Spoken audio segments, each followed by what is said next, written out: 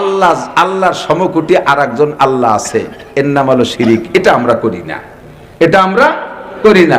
কিন্তু আরেকটা শিরিক হলো শিরিক ফিস সিফাত, আল্লাহর গুণের সাথে অন্য করে গুণী মনে করি। খাওয়ায় আল্লাহ, পড়ায় আল্লাহ, বাঁচায় আল্লাহ, শান্তি দেয় আল্লাহ, অশান্তি দেয় আল্লাহ। এ সবগুলো কার দায়িত্ব? কার দায়িত্ব? আল্লাহর দায়িত্ব, ঠিক না? আমরা এই নির্বাচনে নেতাদের সামনে নিয়ে অমুক মার্কায় দিলে ভোট শান্তি পাবে দেশের লোক, বোতল মার্কায় দিলে ভোট বোতল খাবে দেশের লোক। বোতল চেনেন তো? মালের বোতল।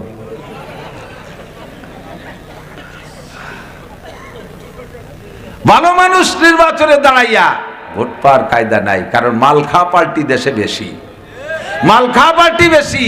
আর মাল খাওয়া পার্টিতে যারা মাল দিতে পারে ভোট তারাই পেয়ে যায়। স্লোগান যদি দেন অমুক মার্কায় দিলে ভোট শান্তি পাবে দেশের লোক, অমুক বাইরে দিলে ভোট শান্তি পাবে দেশের লোক, আপনি মোশরেক হয়ে গেছেন। কারণ শান্তি দুনিয়ার কোনো ভাই দিতে পারে না। পিছনে বাংলাদেশ স্বাধীন হওয়ার পর থেকে নিয়ে কত ভাইরে শান্তির লোভে ভোট দিয়েছি আর মিছিল দিয়েছি। যাদেরকে শান্তির লোভে ভোট দিয়েছি তারা নিজেরাই এখন বড় অশান্তিতে। কেউ দেশে তাই অশান্তিতে, কেউ অশান্তি জেলায় হিজরত করে চলে গেছে। মহাজারে ইন্ডিয়া, মহাজারে দুবাই, মহাজারে বিদেশ। যাদেরকে ভোট দিলাম শান্তির লোভে তারা নিজেরাই অশান্তিতে। তাহলে আবার শান্তি কে দেবে?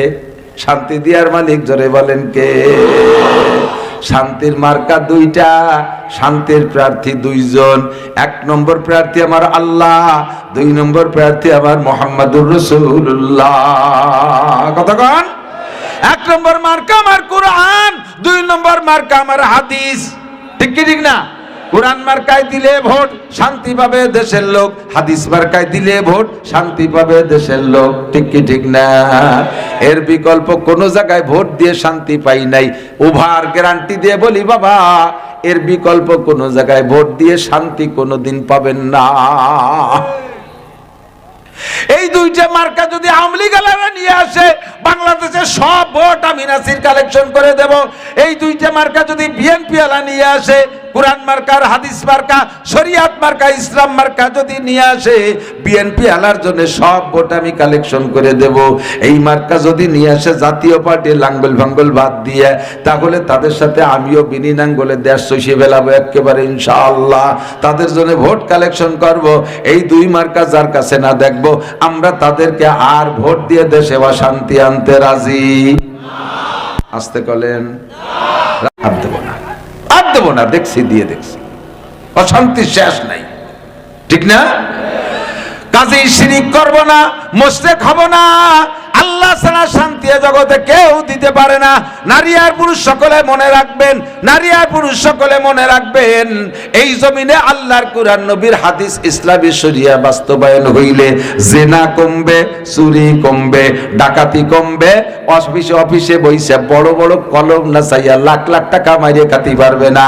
আর ওই বাংলাদেশ বিমানের এমডিও এরকম দুর্নীতি করতে পারবে না। যদি ইসলামী স্টেট হইতো, আজ 3 দিন সে ধরা পড়ছে, 3 দিনের মধ্যে তারে বিচার করে দিতাম, 3 দিনের মধ্যে তারে শোয়াই ফেলাই দিতাম। আর একটাকে যদি উপযুক্ত বিচার করে ছেড়ে দিতে পারতাম, বাংলাদেশের বড় লোকরা এরকম দুর্নীতি করতো না। কত যে গরিবের মাইয়া ঢাকা শহরে বাসায় বুয়ার কাজ করে, তাদের সাথে এমন আচরণ করে, নির্যাতন করে। এই অ্যানিম্যাল পশুগুলোকে শায়েস্তা করে দিতাম ইসলামী হুকুমত হইলে। ওরা এই জন্য আমাদের ইসলামী হুকুমত চায় না, ইসলামী হুকুমত বাস্তবায়ন করতে দেবে না, বাধা উড়াই দেবে। কারণ দুর্নীতি তো ওরা করবে, আর ইসলামী হুকুমত হইলে দুর্নীতি করতে পারবে না। ধরা খাইয়া যাইবে, মাইর খাইবে, ফাঁসিতে ঝুলতে হবে। এই জন্য তারা বাধা সৃষ্টি করে। সুযোগ আর দেব না ইনশাআল্লাহ। রেডি? রেডি?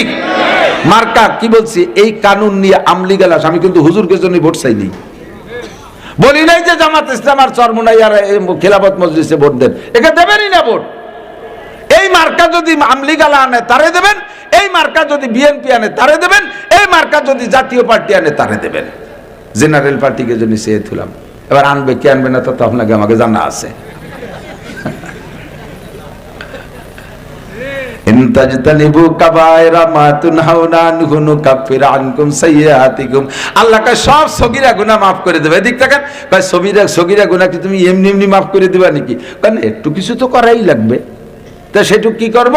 আকিমিস সালাতা তারাফাইন নাহার ওয়া যুলাফাম মিনাল লাইল ইন্নাল হাসানাতি ইউযহিবনাস সাইয়্যাত যালিকা যিকরা লিয-যাকিরিন। নবী পাক বলেন আস-সালাওয়াতুল খামস ওয়াল জুমুআতু ইলাল জুমুআ ওয়া রমাদানু ইলা রমাদান মুকাফফিরাতুম মা বাইনাহুন্না ইযাজতানাবাল কাবায়র। চমৎকার আমার দিক। হুজুর বলেন তিনটে ফিল্টারে ফিল্টার করো, পানিতে কোনো আয়রন থাকবে না। এক নম্বর ফিল্টার হলো 5 ওয়াক্ত নামাজ। আমার হাতের দিকে তাকান, প্রত্যেকের হাতের আঙ্গুল ফাঁকা করলে ফাঁকার সেটিং এভাবে হয়। এইটা বৃদ্ধাঙ্গুল, শাহাদত আঙ্গুল একটু বড় ফাঁকা, এইটার মাঝে ছোট ছোট ফাঁকা, ঠিক না? এইটার মাথায় ফজর, এইটার মাথায় জোহর, মাঝারি ফাঁকা। ফজর থেকে জোহর ভালো একটা ডিস্টেন্স না? আসর, মাগরিব, ঈশা ছোট ছোট ফাঁকা। এইটা যদি ফজর হয়, এইটা যদি ঈশা হয়, তাহলে ঈশার থেকে ফজর পর্যন্ত সারা রাতের লম্বা ফাঁকা, ঠিক না? আসসালাওয়াতুল খামস, 5 ওয়াক্ত নামাজ যেই ব্যক্তি পড়বে, 2 নামাজের মাঝখানে যত সগীরা গুনাহ হবে আল্লাহ তাআলা বিনা তওবায় ক্ষমা করে দিবে। 1 নম্বর ফিল্টার। 2 নম্বর ওয়াল জুমুআতু ইলাল জুমুআ। গত জুমায় নামাজ পড়ছেন, আগামীকাল জুমায় নামাজ পড়বেন। জুমার নামাজ পড়বেন আগামীকাল। গত জুমায় পড়ছেন, আগামী জুমায় নামাজ পড়বেন। মাঝখানে 6 দিন। কয় দিন? এই 6 দিনে যত গুনাহ আছে 2 জুমার ওসিলায় আল্লাহ পাক সব সগীরা গুনাহ ক্ষমা করে দেয়। 2 নম্বর ফিল্টার। 3 নম্বর ফিল্টার ও রমাদান ইলা রমাদান। গত রমজানে রোজা রেখেছি, আগামী রমজানে রোজা রাখবো। রাজি আছেন? রোজা রাখবেন? কারা কারা রোজা রাখবো? আল্লাহুম্মা বারিক লানা ফি রজাবা ওয়া শাবান ওয়া বাল্লিগনা রমাদান। আল্লাহ রজব শাবানের বরকত আমাদেরকে দান করো, বলেন আমিন। মেহেরবানি করে রমজান মাসে পৌঁছাইয়া দাও। সুস্থতার সাথে আমাদেরকে পূর্ণ রমজানের রোজা ও তারাবি আদায় করার তৌফিক দাও। এই 3টে ফিল্টার হয়ে গেলে পানিতে আর আয়রন আর লবণ আর্সেনিক কিচ্ছুই থাকে না। আমার আপনার সারা জীবন ভরে যত গুনাহ করেছি, সারা বছর ভরে যত গুনাহ করেছি, 3টে ফিল্টারে ফিল্টারিং হবে। 5 ওয়াক্ত নামাজের অঙ্গীকার করি আজকে। যুবক আমার দিক, পাক্কা প্রতিজ্ঞা করেন। একটু বলেন, নামাজ পড়লে ভালো লাগে না মন্দ লাগে? যারা নিয়মিত পড়েন বাবারা, তারা একটু সাক্ষী দেন। যারা রেগুলার পড়েন, কারণ বছর যদি কোনো এক ওয়াক্ত নামাজ ছুটে যায়, ঘরের থেকে বেরোইতে ভয় লাগে কিনা? যে কাজে হাত দেবো মনে হয় যেন সফল হব না, আমি নামাজ পড়ি নেই। রাস্তায় গেলে ভয় লাগে অ্যাক্সিডেন্ট করব, গাড়িতে উঠলে ভয় লাগে মনে হয় অ্যাক্সিডেন্ট করবো, আমি নামাজ পড়ি নেই, ঠিক না? আর যারা রেগুলার পড়েন না, তারা সাক্ষী দেন। মাঝে মাঝে যদি এক ওয়াক্ত পড়েন, দেখবেন আপনার মনের মধ্যে আলাদা একটা সাহস লাগবে। আমি নামাজ পড়েছি, আমি নামাজ পড়ে আসছি, এখন যে কাজে হাত দেবো ইনশাল্লাহ সফল হব। কতক্ষণ এরকম একটা সাহস চাই কি যায় না? কাজেই আপনি রেগুলার নামাজ পড়েন। 1 নম্বর ফিল্টার, কোনো সগীরা গুনাহ থাকবে না।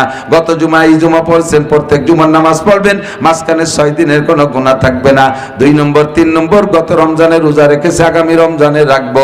মাঝখানে 11 মাসে যত সগীরা গুনাহ আল্লাহ পাক সব গুনাহ মাফ করে দেবে। শর্ত হলো ইজাজতানাবাল কাবায়ের, কবিরা গুনাহগুলো আমরা ছেড়ে দেব, কবিরা গুনাহ আমরা করব না। ভোট বিক্রি করে, আমার দিক, ভোট বিক্রি করে টাকা খাওয়া হালাল না হারাম? জোর হলো না? কেমন হারাম? শুয়োরের গোশত খাওয়ার মতো হারাম।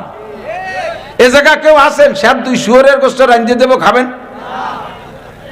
কেউ কেউ চুপ রয়েছে, মানে খাবে বাপ।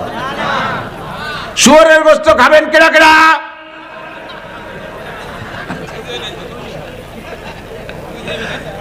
বুঝে পেরেছি, জম্মের চালাক।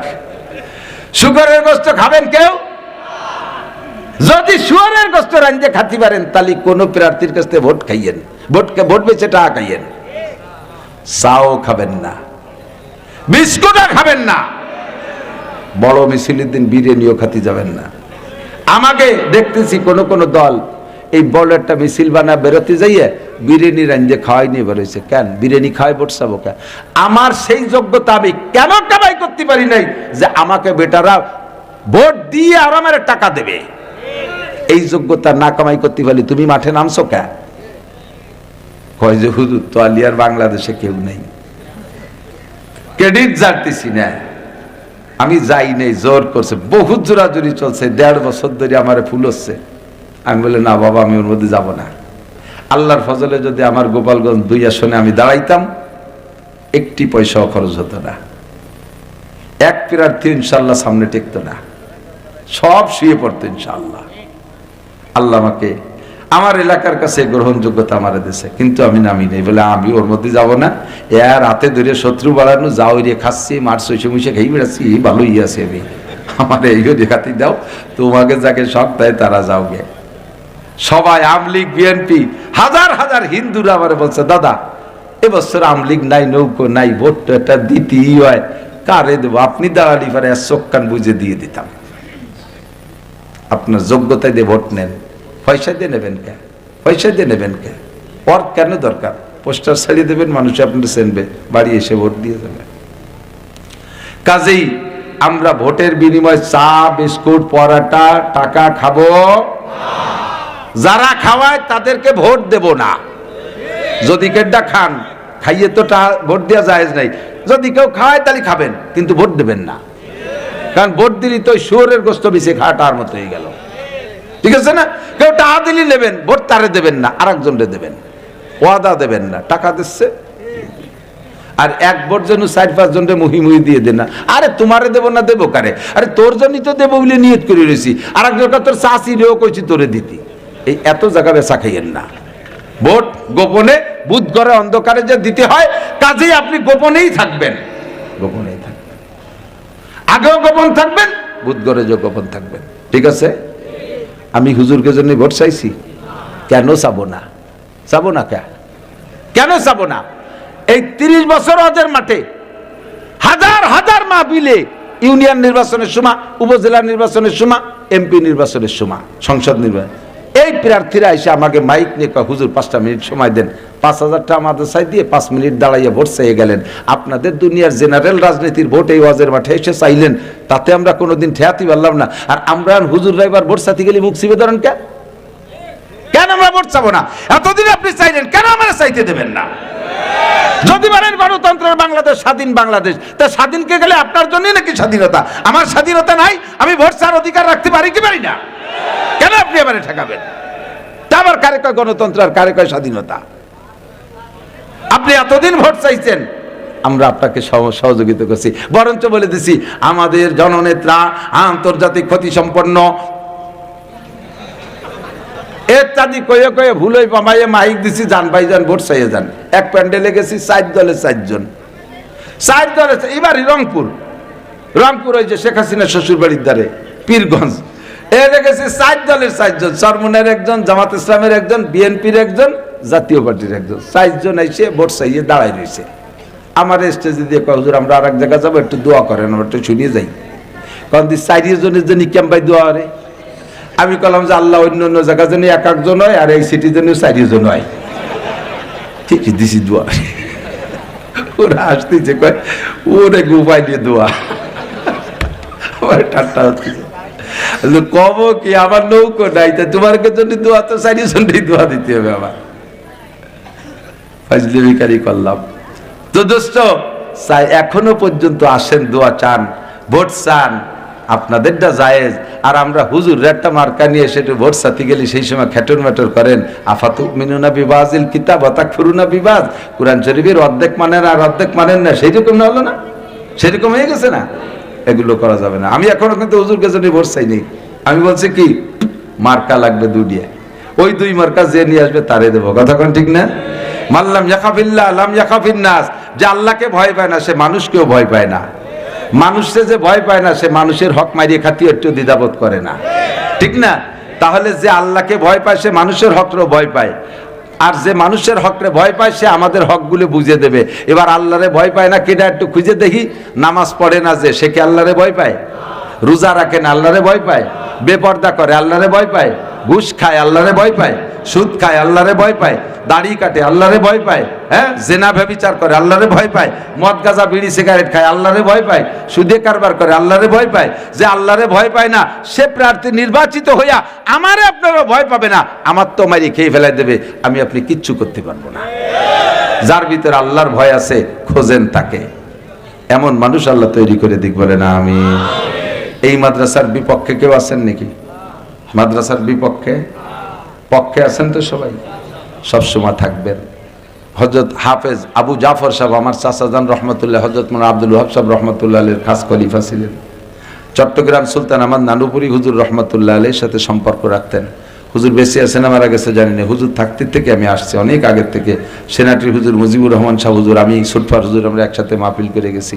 তো সেই মুরব্বী দুইজন চলে গেছে, আলী হাসান সাহেব আসছে মাঠে, চলে গেছে সবাই। এখন আমরা আছি, কখন চলে যাব জানি না। আল্লাহ ডাক দিলে আমাদেরও চলে যাওয়া লাগবে। আমরা সর্বক্ষণ মাদ্রাসার সাথে থাকবো, নিজেদের সন্তানদেরকে মাদ্রাসায় দেবো, মাদ্রাসায় দান খয়রাত করবো, বাঁশ দেবো, ধান দেবো, চাল দেবো, পাট দেবো, পেঁয়াজ দেবো, দেবো তো ইনশাআল্লাহ। যা কিছু থাকুক, রাজনীতির জায়গায় ধর্মীয় প্রতিষ্ঠান আমাদের সকলের এর সাথে মোহাব্বত রাখবেন। এরা দোয়া করে আপনাদের জন্য, শেষ রাত্রে দোয়া করে, 5 ওয়াক্ত নামাজে দোয়া করে। আজও এখানে দোয়া হবে ইনশাআল্লাহ। আল্লাহ পাক রব্বুল আলামিন আমাদের কবিরা গুনাহ থেকে বেঁচে থাকার তৌফিক দান করেন। আল্লাহ আমাদের সব সগীরা গুনাহ কবিরা গুনাহ মাফ করে দেন, সবাই বলি আমিন। আমরা এখন এদিক তাকান, মাদ্রাসার বিপক্ষে যদি না থাকেন, পক্ষে থাকেন, তাহলে পকেটে যদি কিছু নগদ টাকা থাকে, আজকের টাকাটার বড় টাকাটা একটু ধরেন। যারা বিপক্ষে তারা চলে যান, আমি এটাকে দেখাবো যে বিপক্ষের 2জন ছেলে চলে যাচ্ছে। তোরা 2জন বিপক্ষে যাচ্ছিস কোথায়? বয় আর গেলিয়ে 10 টাকা দিয়ে যা। এই বাসটা এই এদিক দিয়ে আসো। হ্যাঁ, ওই জায়গায় 2জন গেট দিয়ে ঢোকে, এদিকে আসো, এদিক এদিক এদিক। এই বাসটা প্রত্যেকে পকেটে হাত দেন। আজকের পকেটের বড় টাকাটা, আজকের পকেটের বড় টাকাটা, আজকের পকেটে যে টাকাটা বড় আছে একটু দেখেন, আগে একটু দেখেন। এই যে মুরব্বীর পকেটে 100 টাকা বড় ছিল দিয়ে, আহা আল্লাহ হায়াত বাড়াই দাও, আল্লাহ সুস্থতার সাথে লম্বা হায়াত দাও, আল্লাহ বাকি জিন্দেগি নেকির কাজ বেশি করার তৌফিক দান করো। সবাই বলে আমিন। পাশে কবরস্থান মরহুম মুর্তাকানরা শুয়ে আছে, তাদের রূহের মাগফিরাতের জন্য দোয়া হবে। দেন দেন সবাই দেন। এই যে জায়গায় তো কেউ আসে না, এই এক জায়গায় সব কয়টা দেন দেন সবাই। বিসমিল্লাহ করে একটু পকেটে হাত দেন। আল্লাহ সবাইকে বরকত দান করো, হালাল ভাবে অনেক টাকার মালিক বানায় দাও। মা বোনরা পর্দার আড়ালে যারা আছেন তারাও দান করেন, সেখান থেকে কালেকশন করে পাঠান। এই যে টাকা চাও, মুখে বলো টাকা দেন, মিছিল দাও, টাকা দেন। কুত্তো আর শুয়োরের চাইতে নিকৃষ্ট স্বভাবে পরিণত হয়ে গেছে। হারাম খাইলে মানুষ পাগলের মতো হয়ে যায়, উন্মাদ হয়ে যায়, অজ্ঞান হয়ে যায়। গরিবের একটা মায়া তার কাছে দিয়ে আসছে, তাকে কি করার জন্য? সে বলিয়ে এনেছে তার লেখাপড়া করাবো, বিয়ে শাদী পর্যন্ত করায় দেব। এই মেয়েটারে তার বাপ মাঝে মাঝে দেখতে যায়, বাপরে বাপরে দেখতে দেয় না, বিভিন্ন অজুহাত দিয়ে এড়াই দেয়। লাস্ট ফিনিশিং যখন মেয়েটা মরে মরে বাপ, সেই সময় বাপ দেখতে গেছে, তারপরে তাকে হস্তান্তর করছে। যদি কেউ ছবিতে দেখে থাকেন, বলেন সত্য কথা, তাহলে ওই মেয়েটার চেহারা দেখে, তার গা দেখে কি চোখের পানি রাখা যায়? হাসপাতালে বেডে পড়ে আছে, আমি যে কয়বার কাঁদছি, যে কয়বার দেখছি, আমার কলিজা ছিঁড়ে যায়। আমার মনে চাইতেছে সময় পাচ্ছি না, সুযোগ পাইলে মেয়েটাকে দেখে আসতাম, আর আমি তারে 50,000 টাকা দিয়ে আসতাম। বাংলাদেশ সরকার কোর্ট কাছারির কাছে আবেদন, সারা বাংলাদেশ থেকে অনুরোধ করি, ওই ঘুষখোর বিয়াদব বদমাইশটার চাকরি তো শেষ করতেই হবে, তারে আর তার বউরে আজীবন কারাদণ্ডে রাখতে হবে। আর এই হারাম হালাল যা টাকা কামাই করছে সব ওই মেয়েটির অ্যাকাউন্টে জমা দিতে হবে। এইরকম কুলাঙ্গার বাংলাদেশে হারাম করে যত আছে, তাদের বিচার হতে হবে। কথা বলেন? অ্যানিম্যাল পশু হারাম খাইতে খাইতে স্বভাব নষ্ট হয়ে গেছে। ইত্তাকিল মাহারিম, হারামকে ভয় পাও। সুদ খাইও না, ঘুষ খাইও না, পরের হক মেরে খাইও না, চুরি করো না, ডাকাতি করো না। ও যুবক, পরের মুরগি চুরি করে খাইও না, খেজুর গাছের রস চুরি পাইয়ে খাইয়া টিলের মধ্যে মুইতে তুইও না। এই সমস্ত আকাম উল্টো পাল্টা করো না, জিনা ব্যভিচার করো না, ব্যারাক অ্যাডামসকারিতা, বিয়ার ডিভিশন নির্ভর জাগরণী চক্র, আশা প্রশিকা, গ্রামীণ ব্যাংকের টাকা খাইও না, হারাম খাইও না। পরের গাছের তলায় পা বড়ই চুরি, বড়ই কুড়াই খাইও না, পরের গাছ তলা পা আম খাইও না। অনেক সময় পোলা পানে এগুলো নিয়ে আসে বাড়ি, আব্বা মা খুব সুন্দর যত্ন সহকারে রিসিভ করে। ও মা, কোন গাছে, কাকে গাছের তাপালি, আমারে দুটি দে। এই কয়ে মাও গালের মধ্যে দিয়ে ছাগলের মতো জাগর কাটতে থাকে। আজকে বড়ই এনে দেশে খাইয়ে খুশি হয়েছেন, কালকে আম এনে দেবে, তাও খাবেন। এরপরও চিন্তা করে আমি জানি তাই তো আমার মা খুশিতে খায়, কাজেই দিয়ে আরো বড় কিছু পাই নাকি। এবার যা পায় তাই এনে দেয়, তাই খাইতে থাকে। ওনারও খাইতে খাইতে অভ্যাস হয়ে গেছে, আর ছেলে মেয়েরও আনতে আনতে অভ্যাসে পরিণত হয়ে গেছে। এরপরে চুরি করবে, আস্তে আস্তে ডাকাতি করবে, এরপরে চুরি করবে, আস্তে আস্তে ডাকাত হইতে থাকবে। কথা কোন ঠিক কি ঠিক না? পরের গাছের ফেলা নিয়ে বড়ই খাইয়েন না মা। আপনারা কিসা জানেন? শাহ আব্দুল কাদের জিলানী রহমাতুল্লাহ আলাইহির আব্বাজির কিসসা। আব্দুল কাদের জিলানী রহমাতুল্লাহ আলাইহির আব্বাজি নদীর পাড় দিয়ে হাঁটতেছে, দেখে একটা বড়ই ভাসিয়ে আসে। উনি চিন্তা করলেন এমন সুন্দর বড়ই নদীতে ভাসমান, এর তো কোনো মালিক নাই, তাহলে বড়ইটা নষ্ট করবো কেন, আমি খেয়ে ফেলি। উঠাইয়া বড়ইটা খাওয়ার পরে আল্লাহর বান্দার চেতনা ফিরিয়ে আসে। আরে কপাল, কার গাছের বড়ই খালাম, না খেয়ে না বলে কেন পরের গাছের বড়ই খাইলাম। তাহলে দেখি বড়ই করতে গেছে, বড়ই গাছের মালিকরে পাই নাকি, মালিকের কাছে সমাধান করে নেবো, হারাম খাবো না। খুঁজতে খুঁজতে কত দূর গিয়ে দেখে গাছের নদীর পাড়ে ওই বড়ইর গাছে, ওই বড়ইরই গাছ, ওই গাছ নদীর পাড়ে কাইতোয়া রইছে, হেলে আছে, গাছে অনেক বড়ই, এই ওই বড়ই আর এর বড়ই একই বড়ই। উনি বুঝলেন যে এই গাছের বড়ই পানিতে পড়ছে, তাই আমি খাইছি। এবার লোকের কাছে জিজ্ঞেস করলেন বড়ই গাছের মালিককে, চিনেই দিলেন এই বাড়ির রমক বুজুর্গ পিসা হুজুর সুফি সাহেব এই বড়ই গাছের মালিক। যাইয়া হযরতের সাথে সাক্ষাৎ করে বিনয়ের সাথে মুসাফা করে বলতেছে, হযরত আপনার গাছের একটা বড়ই আমি পানিতে প্রায় 5-7 কিলোমিটার দূরে নদীতে ফেলার উপায় আমি খেয়ে ফেলাইছি। হযরত আপনার গাছের ফল আমি না বলে খাইছি, আমারে ক্ষমা করে দেন, নইলে এর বিনিময় যা হয় আপনি নিয়ে নেন। বুজুর্গ বলতেছেন, আরে আমার গাছের বড়ই তো আমি খাইতেই পারি না, এমনই তো নদীতে পড়ে যায়, বেশি বেশি চলে যায়, মানুষে পেড়ে খায়, আজ পর্যন্ত কোনো বড়ই খাওয়া আসলো না। একটা বড়ই খাইয়ে এই যুবক আমার কাছে ক্ষমা চাইতে আসে, নিশ্চয়ই যুবকের মধ্যে মাল আছে, যুবকের মধ্যে মাল আছে। আর এই মালটারেই তো আমি খুঁজতেছি, মাইয়ে বিয়ে দেবো কার সাথে, ভালো একটা ছেলে পাইতেছি না, এমন একটা মাল খুঁজতেছি, পাইছি যখন এবার অ্যারেস্ট করে ফেলবো। সেম কোয়ালিটি হযরত মুসা আলাইহিস সালাতু ওয়াস সালাম। মুসা নবী আলাইহিস সালাতু ওয়াস সালাম ফিরাউনের ভয়ে চলে গেছে মাদায়েন, যাইয়ে দেখে মাঠের ভিতরে মানুষে গরু ছাগল উট দুম্বা ঘোড়া গাধা ভেড়া চড়াইতেছে, আর ওখানে একটা ইন্দারা কূপ আছে, বড় ওজনওয়ালা একটা বালতি, ওই বালতি দিয়ে পানি উঠাইয়া যার যার উট দুম্বা ঘোড়া গাধারে খাওয়ায় চলে যাচ্ছে। হযরত শুআয়ব আলাইহিস সালামের 2টি মেয়েও জায়গা, ওরা 2 বোন ছাগল চড়াইতেছিল, সবাই পানি খায় চলে গেছে। লাস্টে বড় একখান পাথর ওই ইন্দারা কূপের মুখে ঢাকনার মতো দিয়ে গেছে, ওই পাথর না সরাইয়া 2 বোন পানি উঠাইতে পারবে না, বালতিটাও বড় ওজনওয়ালা বালতি, 2 বোন পারবে না। অন্যদিন মানুষে পানি খাওয়ায়, তাদের ছাগলের সাথে ওরা 2 বোনও খাওয়ায় চলে আসে। আজকে আর তারা খাওয়াইয়া ওনার ওই 2 বোনের ছাগলটা পানি খাওয়ানোর মতো পানি অতিরিক্ত রাখে নাই। মুসা আলাইহিস সালাতু ওয়াস সালাম মিশর থেকে নিয়ে মাদায়েন বহু পথ কয়েকদিন পর্যন্ত হাঁটছে, খাওয়া না খাওয়া ইত্যাদির মধ্যে দুর্বল হয়ে গেছে। যাই ওই জায়গা গাছতলা বসে বসে দেখে সবাই ছাগলরে পানি খায় চলে গেল, মাইয়ে 2টে ফেল করলো। এবার ওরা 2 বোন বেজার হয়ে বসে রয়েছে, আল্লাহ আমাদের পানিকে উঠাই খাওয়াবে। মুসা আলাইহিস সালাম মেয়ে 2টির নম্রতা, ভদ্রতা, পর্দানশীলতা, শালীনতা, সবকিছু ধার্মিকতা দেখা কয়, বোন তোমরা একটু সরে দাঁড়াও, আমি তোমাদের ছাগলের পানি খাওয়াই দেই।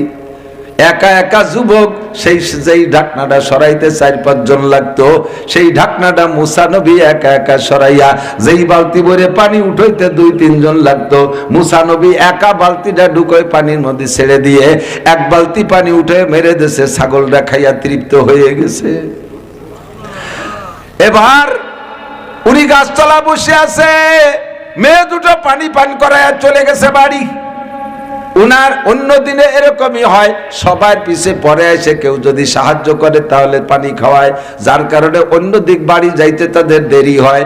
আজকে একটু আগে খাওয়াইছে, আগে চলে গেছে। আব্বাজি নবী শুআয়ব আলাইহিস সালাম বলতেছে, ও মা তোমরা কি ছাগলরে পানি খাও নাই, আগে আগে চলে আসলে কেন? এবার 2 বোন বলতেছে, আব্বা এমন একটা যুবকের সাথে সাক্ষাৎ, ওই যুবকটা বড় নম্র ভদ্র, আমাদের চেহারার দিক তাকায় নাই, আমাদের দিক তাকায় নাই, আমাদের এই বিপদ দেখা ওই যুবক এইভাবে ইন্দারাইতে পানি উঠাইয়া ছাগলরে পান করাই দিয়েছে, তাই আগে আগে চলে আসতে পারছি।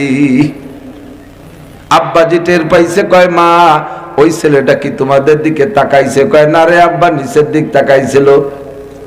এত বড় খেদমত করতে পারলে এই বিপদ মুহূর্তে যুবক মানুষ যার ভরা যৌবনে ভরা, সেই মেয়েদের থেকে কোনো না কোনো ইন্টারেস্ট অর্জন করার প্রস্তাব দিলেও দিতে পারতেন। কতক্ষণ কোনো কিছু করেন নাই। শুনে শুআয়ব আলাইহিস সালাম বলে, মা ছেলেটা কি ও জায়গা আছে না চলে গেছে? কয় দেখলাম তো গাছতলা বসা।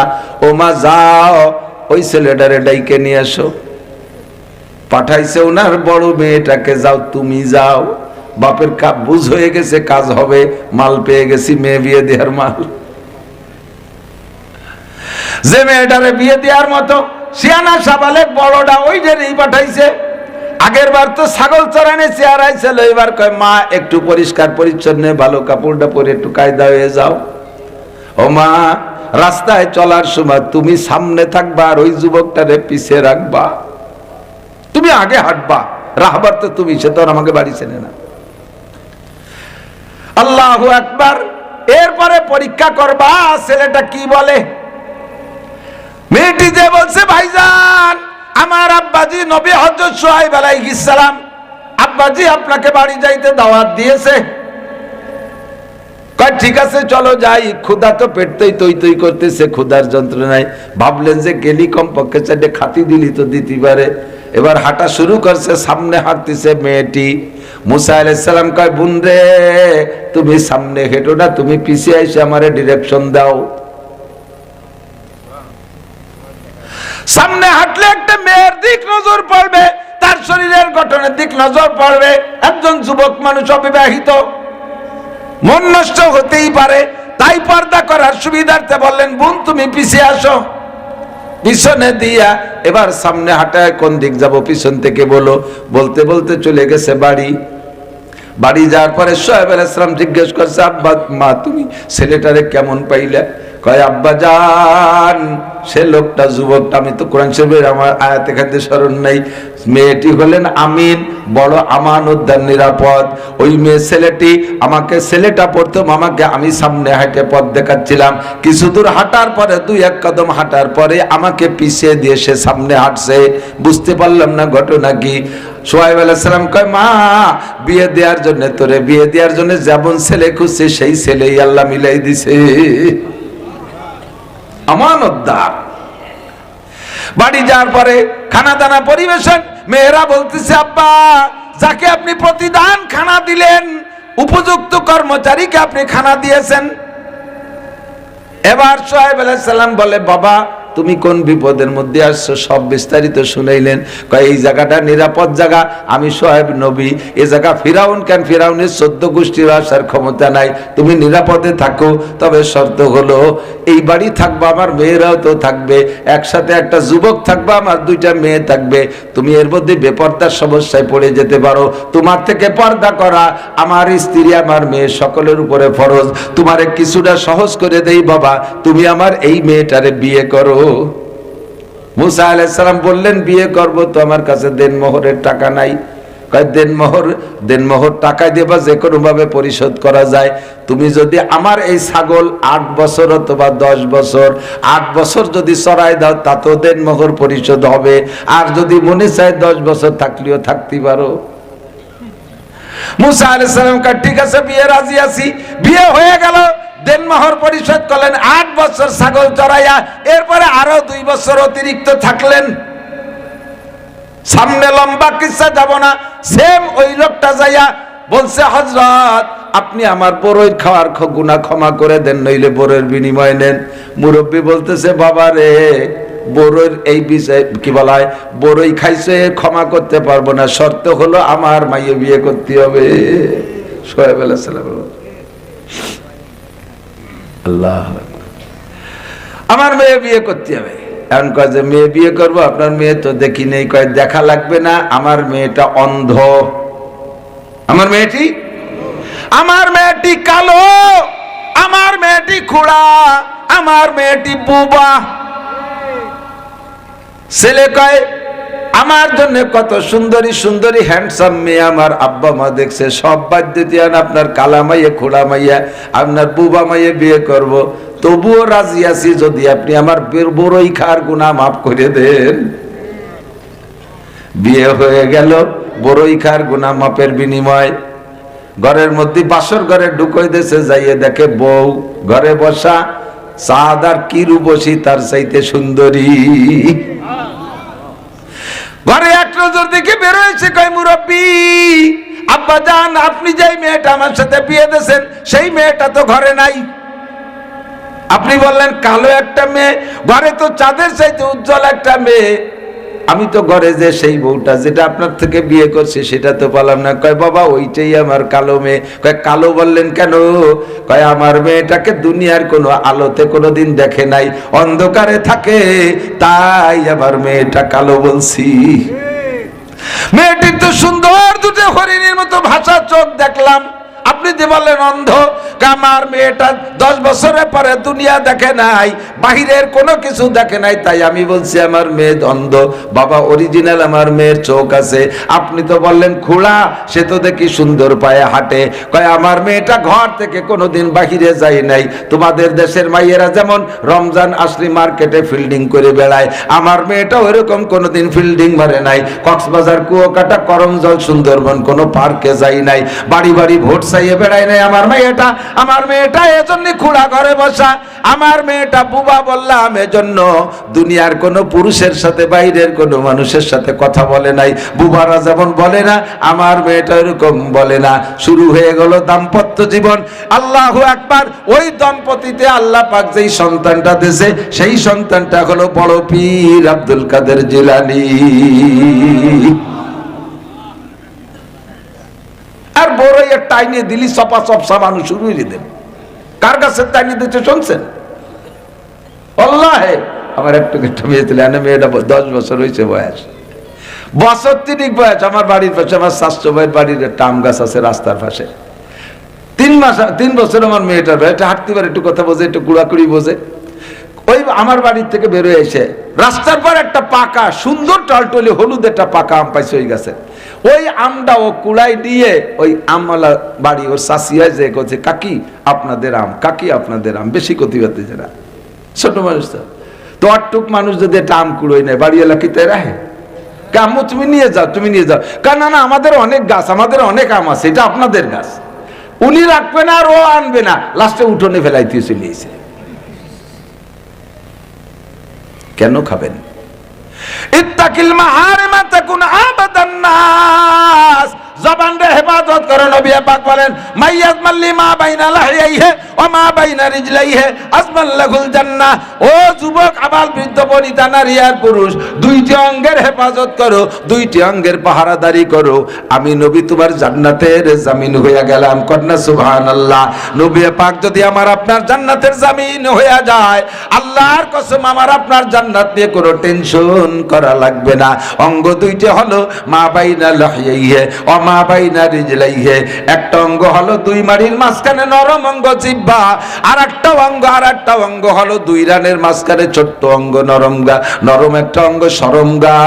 এই 2 নরমরে গরম হতে দিও না, এই 2 নরমরে নরম রাখো, 2 নরমরে হেফাজত করো। জিহ্বাও নরম, সরমগাও নরম। কতক্ষণ হুজুর বলেন জির মহাসকির ওয়াজুর মহাকবির। এই অঙ্গ 2টি দেখতে ছোট, বডিতে অনেক ছোট, কিন্তু এর অন্যায় আবার সবচেয়ে বড়। কতক্ষণ জিহ্বের অন্যায় সবচেয়ে বড়, জিহ্বের অন্যায় সবচেয়ে বড়। আল্লাহু আকবার। এই বাংলার জমিনে অনেক কিছু করছে, কেউ কিছু কথা এমন কিছু অ্যাকশনে যেতে পারি নাই। বাস্তব বলে দিচ্ছে দোস্ত, তৎকালীন প্রধানমন্ত্রী জননেত্রী শেখ হাসিনা কত কথা কইছে, অত উল্টো অ্যাকশন হই নেই। একটা কথাই মারিয়ে দিয়েছে, এই নরম জিহ্বেটা যখন গরম হয়ে গেছে, কয় মুক্তিযোদ্ধার বাচ্চারা চাকরি পাবে না, চাকরি পাবে কি রাজাকারের বাচ্চা। এই কথা বলার সাথে সাথে সারা বাংলাদেশ গরম হইয়া গেছে। কতক্ষণ ঠিক না? যারা হাতুস সিনানে লাহাল তিয়ামু ওয়ালা ইয়ালতামু মা যারা হাল লিসানু আসবারায়ে নরম গুপ্তান সুজ্জবাবে উস্তখা গোস্তগু গুপ্তগুয়ে লামুলায়েম নিস্তাকারে আকেলা। সব অঙ্গের মধ্যে হাড় আছে, আল্লাহ জিহ্বের মধ্যে হাড় দেয় নাই। কেন জিহ্বের হাড় দেয় নাই? জিহ্বের নরম রাখছে এই জন্য, যাতে জিহ্বে নরম নরম জিহ্বে দে নরম নরম কথা বলবা। কিন্তু সেই জিহ্বে এমন গরম মার দেয়, দাউদে কোপ দিলি কাইটা যায়, সেলাই দে মলম দিলি সারিয়ে যায়। কাশি দে কোপ দিলি কাইটা যায়, সেলাই দে মলম দিলি সাইরে যায়। জিহ্বে নরম দে কোপ দিলি এমন কাটা কাটে, মরণ কাল পর্যন্ত তার দাগ মেটে না। কথা ঘন্টি কিরিং না। আগুন জ্বলা যায়। এই জিহ্বের হেফাজত করো, জিহ্বে হারাম দিও না, মদ্য টাকা দিও না, ঘুষ টাকা দিও না, সুদে টাকা দিও না, চুরামাল জিহ্বে দিও না, হারাম কিছু জিহ্বে দিও না, জিহ্বেটারে হেফাজত করো। ও যুবক, জিহ্বের গুনাহ করো না।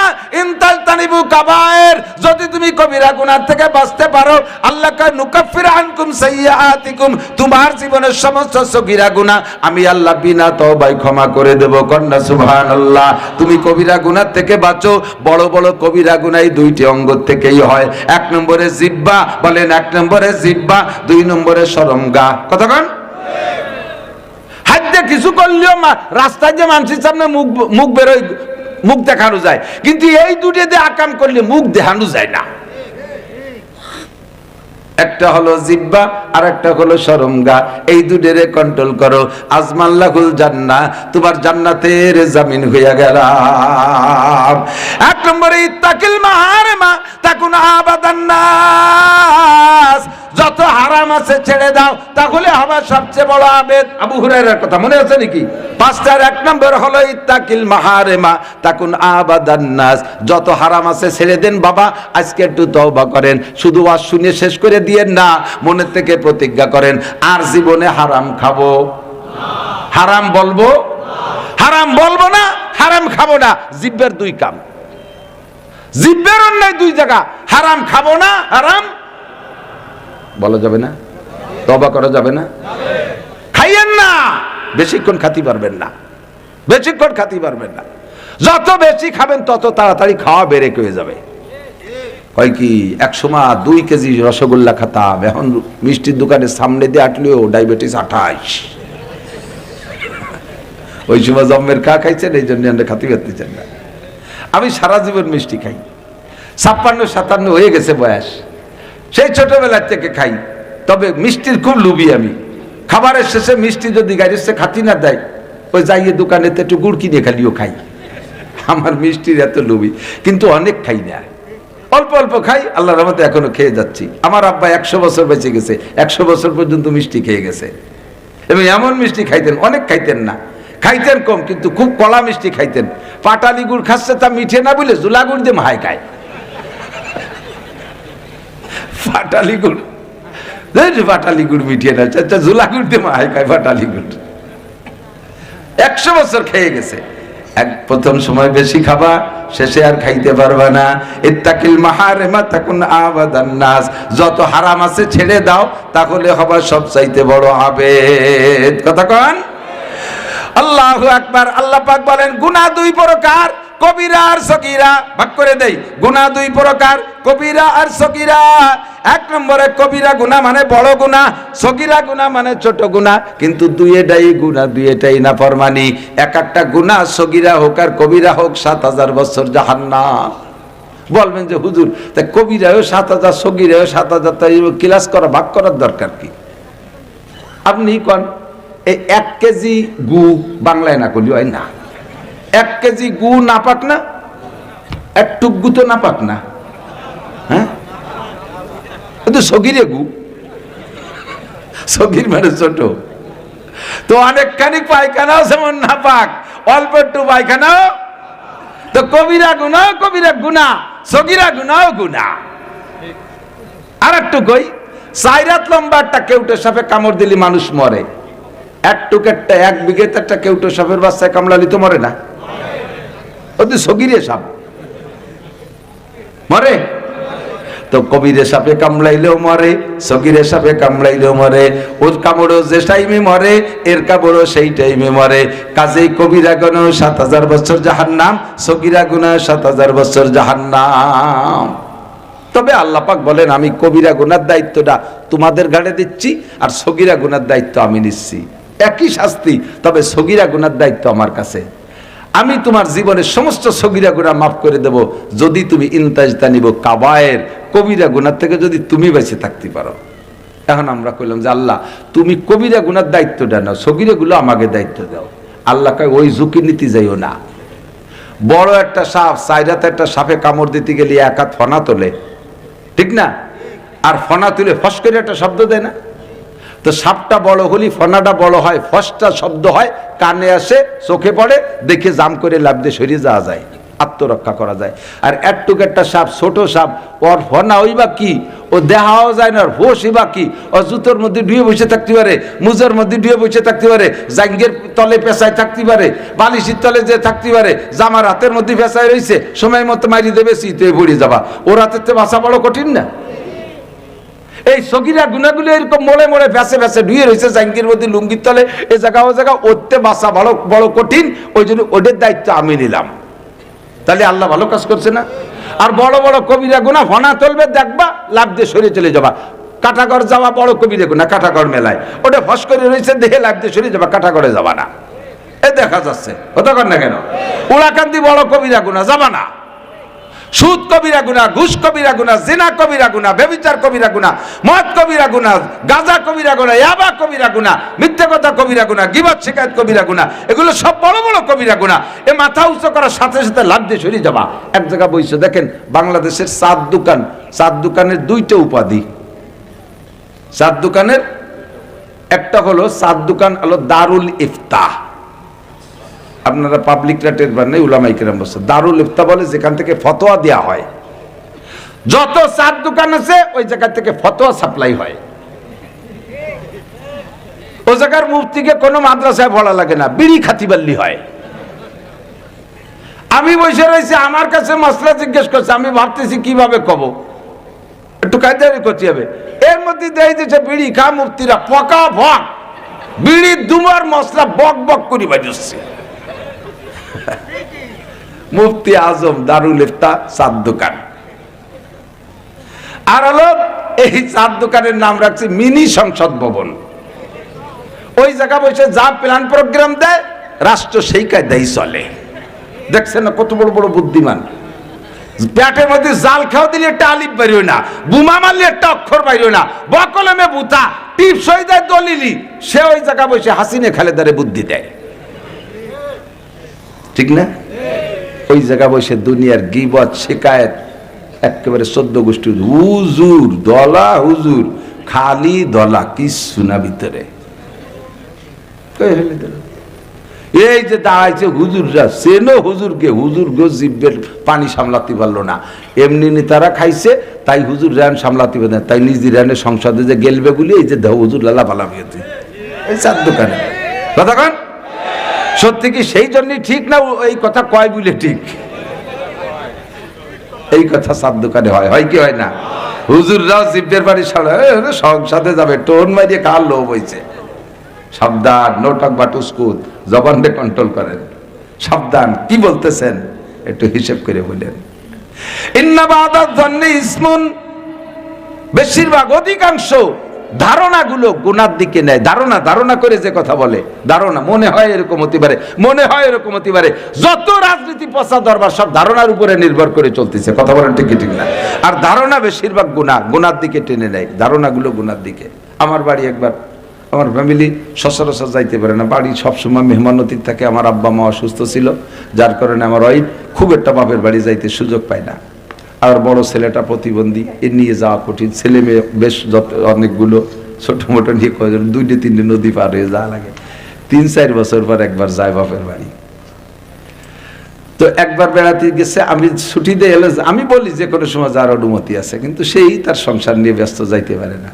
তো একবার বেড়াতে গেছে, আমার ফাঁকা বাড়ি, একা একা। আমি চিন্তা করছি একা একা থাকবো, একটু শুভ শুভ ওঠায় প্রতিবেশী স্বাস্থ্য বাইকের সাথে, মুরব্বীদের সাথে একটু মন কষা ভাব তো থাকে অনেক সময়। তো ওকে 2 ছেলেরে আইনিয়া আমার ঘরের তুইছি, ওরা এক ঘরে থাকে, আমি তাই আর এক ঘরে। 1 সপ্তাহ পর যখন আমার ফ্যামিলি বাড়ি আসছে, আসার পরে বাড়ি এসে ওরা চলে গেছে, আসার পরে ঘর ঝাড়ু দিয়েছে, সারা ঘর লাল টকটকে। যত পানি দেয় তত বাড়ে, যত ঝাড়ু দেয় তত বাড়ে। এই হয়ে গেছে কাম।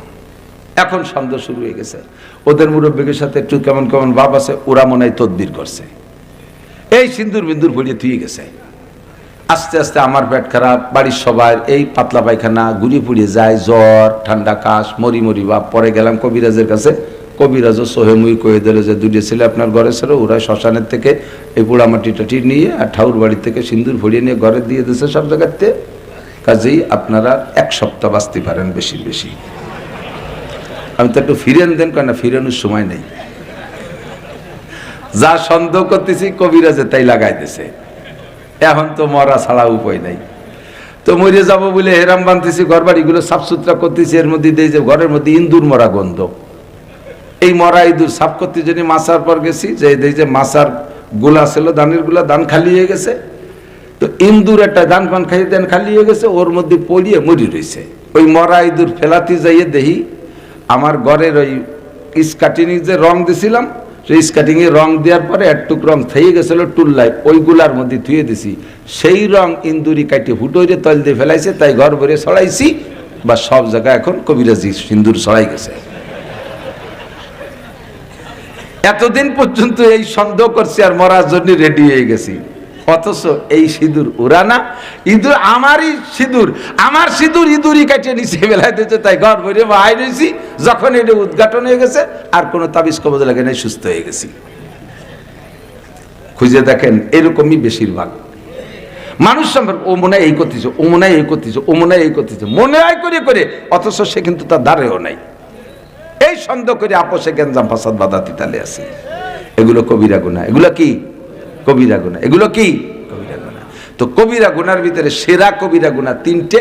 এক নম্বর নাম্বার 1 শিরিক, 1 নম্বরে শিরিক, 2 নম্বরে কুফর, 3 নম্বরে বেদাত, 3 নম্বরে শিবেন বিসমিল্লাহি ওয়ালাজনা বিসমিল্লাহি খরাজনা ওয়া আলাল্লাহি রাব্বিনা তাওয়াক্কালনা, দোয়াগুলো শিখে নেবেন, আল্লাহর রহমতে বরকত আসবে আপনার বাড়ির ভিতরে।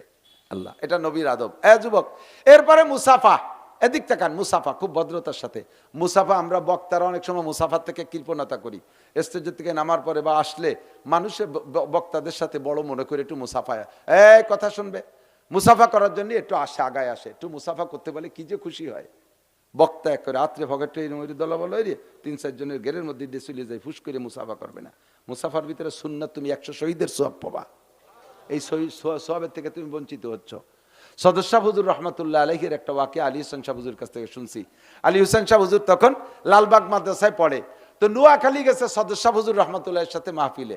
তো হুজুর সে সময় খুব বুড়ো বয়স হয়ে গেছে, দুর্বল হয়ে গেছে। এই সময় মাহফিলে আলী হোসেন সাহেবের দেশে যে তুই অস্কর, তো হুজুর কয় আমি তো হাফেজ এক্সপার্ট মানুষ, যুবক মানুষ, ঝাঁকা নাকা বয়ান করছি 2 ঘন্টা, মানুষ মুগ্ধ হয়ে গেছে, আমার ওয়াজেই সবার পেট ভরে গেছে। তারপরে সদর সাহেবের সাথে সাক্ষাৎ, এই অপেক্ষায় বসে রয়েছে। সদর সাহেব এসে 2-4 কথাকে মোনাজাত করে দিছে, লোক দলে দলে আসতেছে একটু মুসাফা করতে। আলী হাসান সাহেব কয় আমি সামনের পর দাঁড়াইছি, বাগে বুড়ো মানুষ এত মুসাফা করলে মরি যাবে না। সদর সাহেব আমার দেশে ধমক, এই তুই মরবি না আমি মরবো? বললি তো আমি মরবো, তুই মুসাফাটে আনুর কিনা? আল্লাহ নবীর সুন্নাত মুসাফা। এর ভিতরে এমন কোন মানুষ থাকতে পারে যার সাথে মুসাফা করলে কিয়ামতের ময়দানে আমি মুসাফার ওসিলায় নাজাত পেয়ে যাব। আমি শামসুল হকের আমল দিয়ে ভেস্তে যেতে পারবো না, এর মধ্যে একটা মহাব্বতের মানুষ আমার সাথে মুসাফা করছে, ওই লোকটা ভেস্তি হয়ে গেছে, কিয়ামতের ময়দানে সে আমার সুপারিশ করতে পারে, আমিও তারে বলতে পারবো ভাই আপনার সাথে মুসাফা করেছিলাম, তা আমার এই ভেস্তে যা তুই ঠেয়ানুর কিনা? বুঝেন কথা? আমি আসলে সেই থেকে সাধ্য অনুযায়ী চেষ্টা করি মুসাফা করার জন্য, সাধ্য অনুযায়ী চেষ্টা করি। ছোটরা অনেক সময় হাত বাড়াইয়ে বড়দের ধাক্কায় পারে না, বড়দের সরাই দিয়ে আমি সেই ছোট কজন নিয়ে আয় তোরা আয়, এবার তোরা আয়, ওরা একটু মুসাফা করে বাড়ি মার কাছে গল্প করে, হুজুরের সাথে মুসাফা করছি, কি যে খুশি সে হয়, লাখ টাকা পাওয়ার সে খুশি হয়, ঠিক না? এই জন্য ওলামায়ে কিরাম কখনো মুসাফা থেকে কৃপণতা করবে না, সাধ্য অনুযায়ী মুসাফা করবেন। আপনারাও যদি সুযোগ পান এরকম মুসাফা করবেন। কার হাতের ওসিলায় ভেস্তে যাবেন বলা যায় না। স্ত্রীর সাথে মুসাফা করবেন, হালকা জাকি দেবেন, হাতের থেকে সগীরা গুনাহ ঝরে পড়ে যাবে। মুসাফার ভিতরে হালকা জাকি দেওয়ার কথা আসছে, হালকা জাকি, হালকা জাকি আবার আপনি 7 ফুটের জুয়ন বডি এরকম আমার মতো শূন্য একটা হুজুরি আকার ধরে জাকি দিয়েছেন, খট করে এনতে খুশি গেছে, এইরকম জাকি না, সহনীয় পর্যায়ে হালকা জাকি। এরপরে মুআনাকা, এদিক মুসাফা একটু আঙ্গুলির মাথায় মাথায় ছোঁয়া দেয়, মুসাফা হলো না, একেবারে বুড়ি আঙ্গুলির গোড়া পর্যন্ত বাধায় দিতে হবে। 1 হাত করে দিলে হবে, 2 হাত দিয়ে করা ভদ্রতা বেশি। এটা মুরব্বীদের সাথে কখনো 1 হাত দিয়ে মুসাফা করবে না ছেলেরা, 2 হাত দিয়ে মুসাফা করবো, ভদ্রতার সাথে বিনয়ের সাথে, এক দিনে কি পাবা। এরপরে মুআনাকা, কুলাকুলি, কুলাকুলি আছে না, কুলাকুলির সুন্নত এমনি বাদ, ঈদ গায়ে যাই, ওরে বাবা বহির ধাক্কা ইমাম সাহেব চিতে পড়ে যায়, সিরিয়াল ধরে দাঁড়াইছে, মুআনাকা করতে হবে। সারা বছর ধরে দেখা আছে তার সাথে মুআনাকা, যার সাথে দেখা খুব কম হয় তার সাথে সাক্ষাৎ মুআনাকা।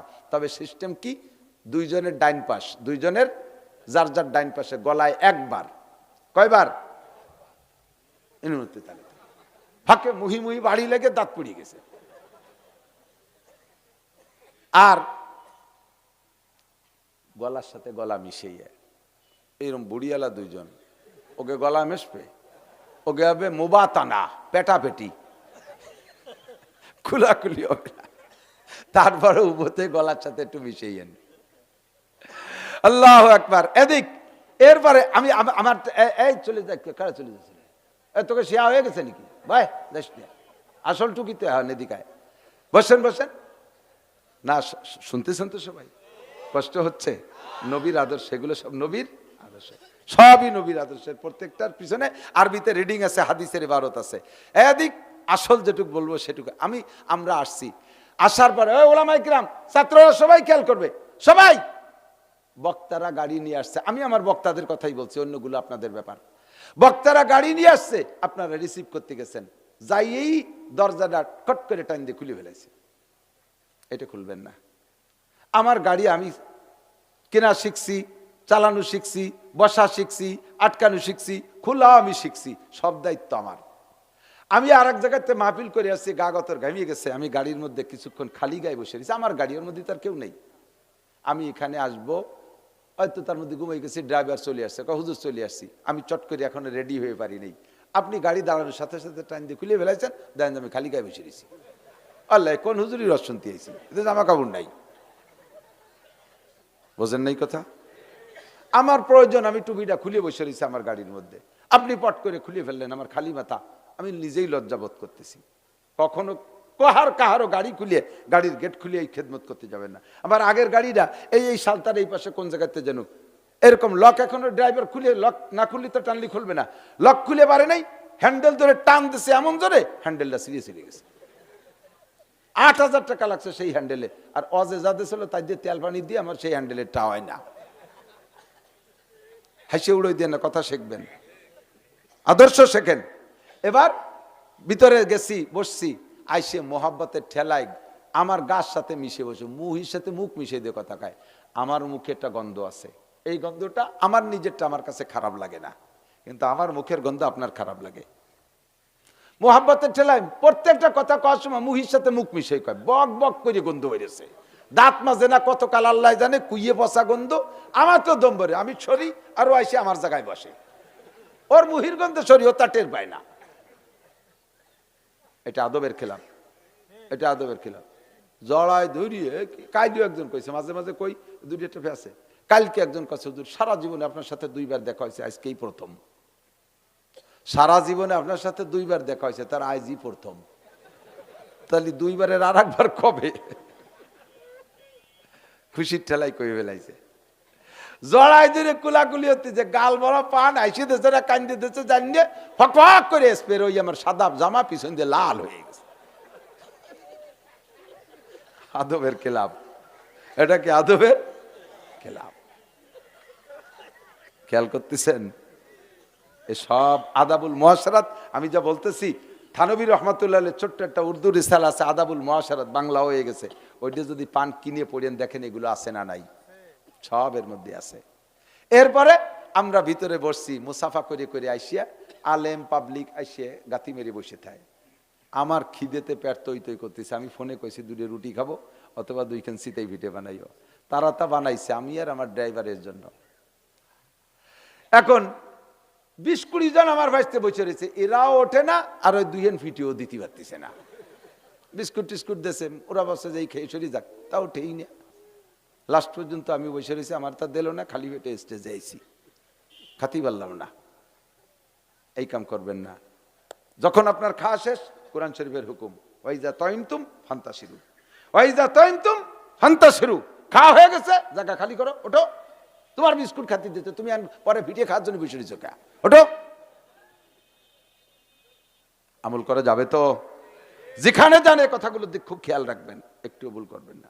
আর দাওয়াত যদি হয় আমার দাওয়াত, আপনারা দাওয়াত দেশের আমাকে, মনে মনে একটা নিয়ত আছে, হুজুরের ড্রাইভার সাথে একজন খাদেম থাকতে পারে, সর্বোচ্চ একজন। আমি একজন মানুষের জন্য কয়জন খাদেমের দরকার? একজন। আমি কোনো জায়গায় ওয়াজে গেলে আমি তো একেবারে একা আসছি। আগে একটা ছেলে আসতো, কখনো কখনো একজন আনতাম, এখন তাও আনি না।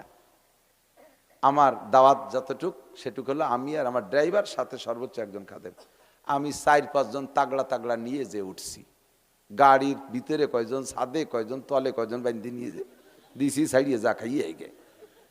এই গুটি খানিক দিয়ে বাড়িওয়ালা যা পাকাইছিল, কয় যে হবে না, ওই হুজুরটা বোর্ডিং এর থেকে খাওয়াই দাও। এই কাম করবেন না বক্তারা কেউ, এই কাম করবেন না কেউ। কত গ্রাফিটির দরকার? 5-7 জন পাইক পিয়াদা নিয়ে যে ওঠেন। হাদিসে আসছে, আল্লাহ নবী বলেন, মান দাখালা আলা তামিন বিগাইরি দাওয়াতিন দাখালা সারিকান ওয়া খারাজা মুগীরা। যদি কোনো ব্যক্তি কোনো বাড়ি বিনা দাওয়াতে খাইতে ঢুকলো, তাহলে ওই লোকটা ঢুকলো চোর হইয়া, ডাকাতি করে বেরোলো।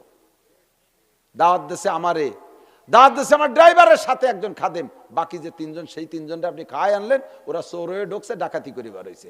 আর যে কটা সাথে যায়, দামলা দামলা গেলেও সে আশের মতো চাবানো ছাড়া। প্রথম বইটাকে, বাকি সব মেহমানের খানা ওই এক বইটাকে শেষ করে ফেলাই দেয়। আজকে কালকেরে বক্তা যাক ধরে দামলা দামলা গুলো নিয়ে যাইয়া ক্রেডিট দেখায় যে আমি আসছি, চলো যা আমাকে সেখানে। আমার এই ক্রেডিট দেখানোর দরকার নাই। যতটুক আপনাদের এই দেশের থেকে বড় বড় খাবার বন্ধ হয়ে গেছে কেন? আগে মুরব্বীরা বলেন জিয়াফত খাইতো না, গরু জবাইতে অনেক খাইতো না, তা কি এখন আছে? কেন গেছে? দেশে দাওয়াত একজন রে, জামাল কামাল লালটু বল্টু জুয়েল টুয়েল টুলু লুলু ডলি বলি নিয়ে কাতার ধরে বসায় দেশে। প্রথম বইটাকে ডেক খালি, এরপরে বেটারা মুখ উচেরে ছানা বান্ধে এটি চলে আসে গালাগালি হতে হতে। এই খাওয়াগুলো উঠে গেছে এই সমস্ত ফাও মানুষের কারণে। কতক্ষণ ঠিক না? এগুলো আদবের খেলাপ, কখনো করবেন না। কোনো বক্তা যদি আপনারে 4-5 জনের ভিতরে ডাকে, তাও আপনি যাবেন না। হুজুর কয়জন আছে? কয় যে 3 জন হয়েছে, তুই চল। বলে না, তাহলে যাবো না, যাইয়েন না। দেখলে কর্তৃপক্ষ কষ্ট পায়, সামনের পর বলতে পারে না, কিন্তু ভিতরে কষ্ট থেকে যায়। অনেক সময় আপনার জন্য যে খাবার রেডি হয়েছে ওটা খাওয়ায়ও না আপনারে, এটা আদবের খেলাপ। লম্বা কিসসা ছিল, হুসাইন মাদানির এক গল্প আছে, তার বলবো না। তো দোস্ত, নবী আলা আদব, এ সবগুলো দিকে খেয়াল রাখতে হবে। সালামের আদব, মুসাফার আদব, মোয়ানাকার আদব, বসার আদব, খাওয়ার আদব, উঠার আদব, শোয়ার আদব, সব কিছু শিক্ষা দিয়েছে আমার নবী। কথা বলার আদব, ঠিক কি ঠিক না? প্রিয় দেশবাসী, পর্দার আড়ালে বসে থাকা মা ও বোনেরা, মোটামুটি শীত শুরু হয়েছে বলে মনে হয়। রাত তো যথেষ্ট হয়েছে, গভীর রাত পর্যন্ত আল্লাহ পাক আমাদেরকে একটু হিদায়েতের আশায়, গুমরাহির ভয়ে, সওয়াবের আশায়, গুনার ভয়ে, জান্নাতের আশায়, জাহান্নামের ভয়ে, শিরিক ও কুফর মুক্ত ঈমান গড়ার লক্ষ্যে বেদাত মুক্ত সুন্নতি আমলের প্রশিক্ষণ নেওয়া দেওয়ার জন্য আল্লাহ তার রসুল সাল্লাল্লাহু আলাইহি ওয়াসাল্লামের প্রেম ও ভালোবাসা অন্তরে নিয়ে কোরআন এবং হাদিসকে সামনে রেখে কিছু ভালো কথা বলা এবং শোনার সুযোগ ও তৌফিক দান করলেন। শুকর আদায় করি আলহামদুলিল্লাহ।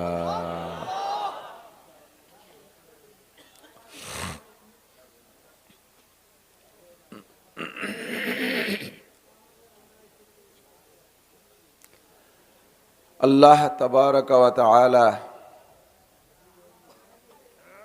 মানব জাতির হিদায়াতের জন্য রূহের জগতে বাছাই করিয়া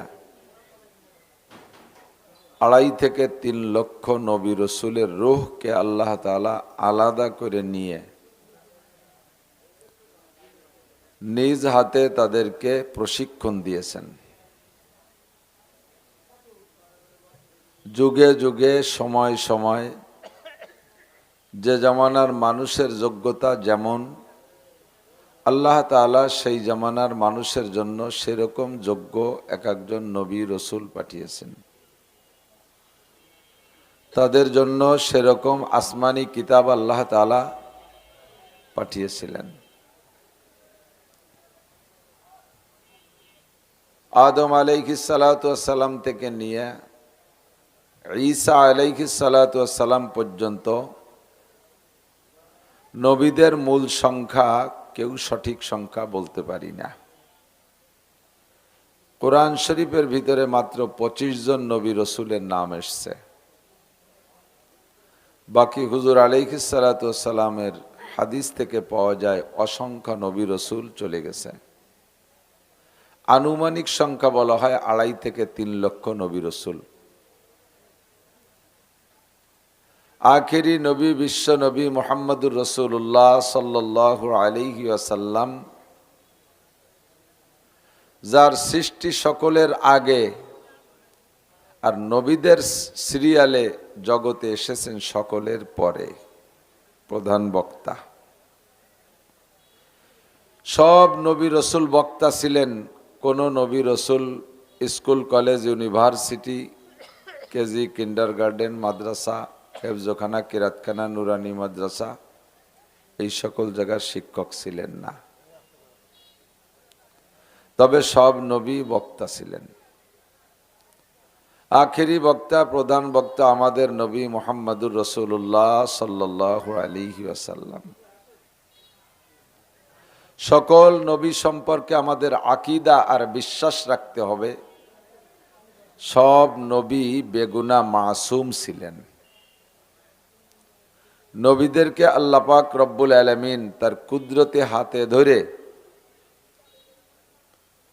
সকল প্রকার মানবিক দুর্বলতা থেকে পবিত্র রেখেছেন। যেহেতু নবীরা হবেন বক্তা, নবীরা হবেন চিকিৎসক। বক্তা যা বয়ান করবে, বক্তার নিজের মধ্যে যদি সেই বয়ানের দুর্বলতা থেকে যায়, তো বক্তা সামনে মানুষ পাইয়া, প্যান্ডেল পাইয়া, স্টেজ পাইয়া, ভালো মাইক পাইয়া বয়ান তো ঝাঁকানাকা করে দিচ্ছে, কিন্তু তার দুর্বলতা সম্পর্কে যদি শ্রোতাদের মধ্যে কেউ জানা থাকে, তাহলে মুস্কি মুস্কি হাসে, ওরে হুজুর সুযোগ পাইছো আজকে সেলি ফেলাই দিলিয়া, তোমারও চিনি, তোমারও। বক্তার নিজের লেনদেন ভালো না। বক্তা যদি লেনদেনে রস করে, তাহলে যাদের সাথে লেনদেনের সমস্যা আছে তারা হাসবে না। বক্তা বিচার ব্যবস্থার সুন্দর বয়ান করছে, কিন্তু বক্তা নিজে কোথাও বিচার করতে গেলে সে সময় মুঠখানিক খাইয়ে নেয়। এ ঘটনা যারা জানে তারা যদি মাঠে থাকে হাসাহাসি করবে না? ভালো না লাগলে বেশি বেশি পিড়ি করলে উঠে চলেই যাবে, তাই চিনি তোমারে। বক্তা নিজে পর্দা করে না, সে যদি পর্দার কড়া বক্তব্য দেয়, তাহলে বক্তার এই দুর্বলতা জানে যে শ্রোতারা, তারা খাইতে চাবে না। মাঝে মাঝে বলি, ফরিদপুর থেকে মাগুরা যাইতেছি, সেই সময় যারা ছিল, মানে 25, 20, 22, 23, 24 বছর আগে হবে, সে লোক আছে না মারা গেছে জানি না, বাসের মধ্যে দেখি দাঁতের মাজন বেচে। তো বাসের শব্দও বোঝা যায় না, আর ওনারও কথাও স্পষ্ট। তা বুঝতেছি যে দাঁতের মাজন বেচে। তা কাছে ডাইকে এনে কইলাম, চাচা কি আপনি কি বেচেন? কয় যে দাঁতের মাজন বেশি। উপকারিতা কি? কয় এই মাজন দিয়ে দাঁত মাজলি মরা পর্যন্ত দাঁত নড়বেও না, পড়বেও না,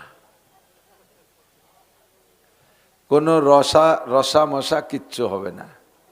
লক্ষ্য করে দেখলাম চাচার মুখে একটা দাঁতও নাই। আমি বললাম যে এই মাজন কি আপনি কতদিন ধরে বেচেন? এই দাঁত আপনারগুলো পড়ার পরের তো শুরু করছেন না আগেই বেচেন? 40 বছর বেশি। আমি বললাম, কি কেউ কেনে কোনো বুদ্ধিমান মানুষ বর্তমানে? আমার মতো এতটুক বুদ্ধি যাদের আছে, তারা আপনার এই মাজন কিনবে না। আমি বুঝে ফেলাইছি, যে মাজনে আপনার দাঁত ঠেকাতে পারে নাই, ওই মাজনে আমার দাঁতও ঠেকাইতে পারবে, ঠিক না? ডাক্তার দাইদের ওষুধ বেচে,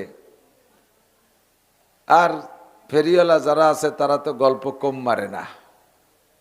বিশাল ঝাঁকানাকা বক্তৃতা দিয়ে দাদির ওষুধ বেচতেছে। তার এই জায়গায় এক শাক, এই জায়গায় এক শাক, হাতের এই জায়গায় দিয়ে পৌঁছে গেছে।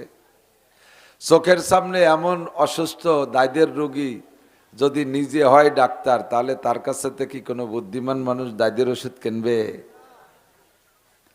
আল্লাহ পাক রব্বুল আলামিন 2.5-3 লক্ষ নবী রসুলরে আমাদের জন্য আধ্যাত্মিক ডাক্তার, চারিত্রিক ডাক্তার, সার্বিক ডাক্তারি দিয়ে বক্তা হিসেবে পাঠিয়েছেন।